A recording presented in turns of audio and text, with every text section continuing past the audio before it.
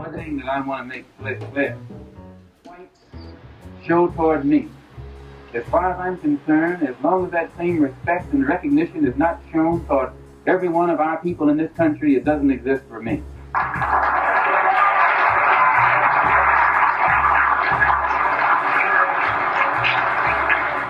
Now, I'm just prepared to go into the United Nations at this point and ask that charges be brought against the United States for its treatment of American Negroes. Oh, yeah.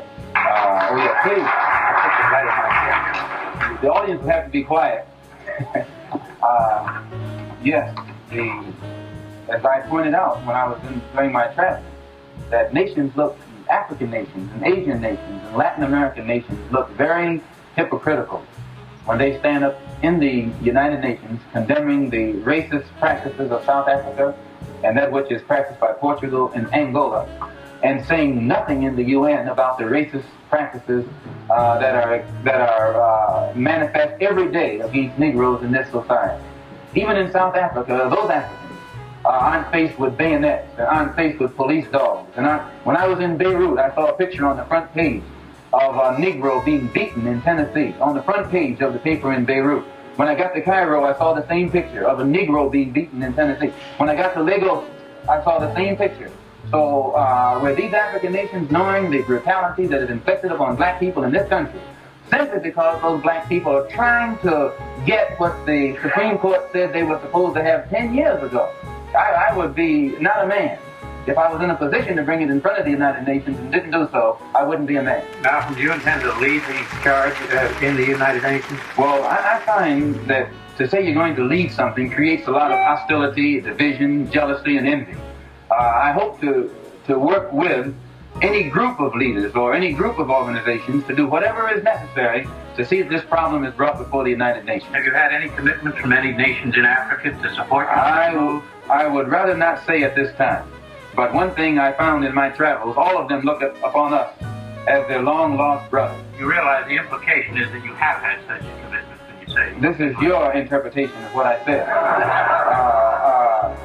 One thing that I found in all of my travels was that all of the Africans, not only the Africans, but the Asians and the Muslims, look upon us as their long-lost brothers. And America had actually tricked many of them into a hands-off policy by giving them the impression that she was honestly trying to do something to solve the problem. My argument over there was designed to prove that it is impossible for the United States government to solve the race problem. It's impossible for a government which has 16 senatorial committees, over which 10 are chairmaned by Southern segregationists, and 20 congressional committees, over which 12 are chairman by Southern segregationists. This is a segregationist, racist government that's controlled by people from the South. They can't solve the race problem. Do you intend to take any part in the political campaign this fall? We intend to take part in everything that will get results at eliminating the injustices that our people are confronted with in this country.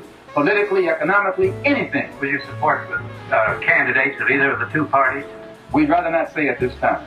You're prepared to work with some of the leaders of the other civil rights organizations? Certainly. We will work with any groups, organizations, or leaders in any way, as long as it's genuinely designed to get results.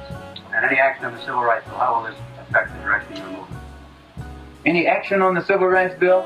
Well, I'm surprised that all of these civil rights groups combined haven't converged on Washington long before now. I'm surprised.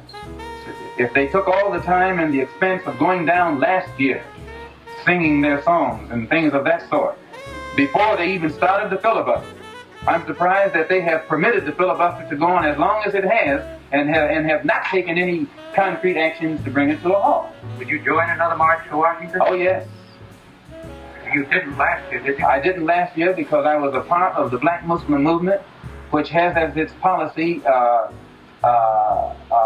a hands-off attitude in becoming involved in any phase of the struggle of the so-called Negro in this country for what he feels are his rights. And my disassociation from that particular religious group gives me complete freedom to involve myself in anything that I honestly and sincerely feel is designed to get results. How would you say this pilgrimage to Mecca has altered the course of your relations with the movement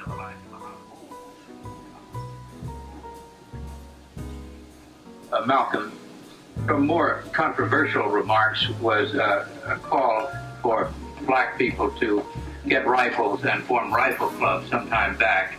Do you still favor that for self-defense? I don't see why that should be controversial. I think that if white people found themselves the victim of the same kind of brutality that black people in this country face, and they saw that the government was either unwilling or unable to protect them, that the intelligence on the part of the whites would make them get some rifles and shotguns and protect themselves. Now, Negroes are developing some kind of intellectual maturity too, and they can see that having waited upon the government to protect them has been a wait that has been in vain. So any of them who live in areas where the government is not able to do its job, then we do have to get together and do a job of protecting ourselves. I ask you another question that may seem a little silly, but it's the question of the names. I think a lot of people are confused by the new Arabic name, El Hajj Malik El Shabazz.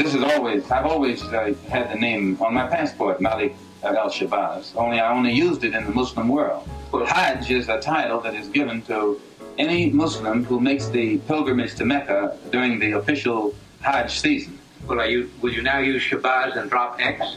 I'll probably continue to use Malcolm X and I'll probably use it as long as the situation that produced it exists.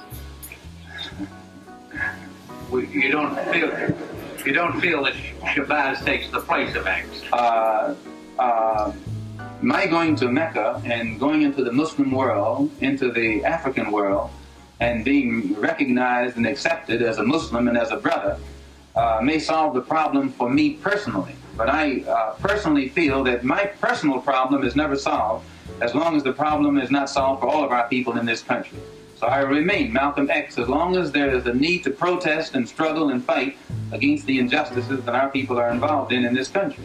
The assassination of Malcolm X was an unfortunate tragedy, and it reveals that there are still numerous people in our nation who have degenerated to the point of expressing dissent through murder, and we haven't learned to disagree without being violently disagreed. Do you consider yourself militant?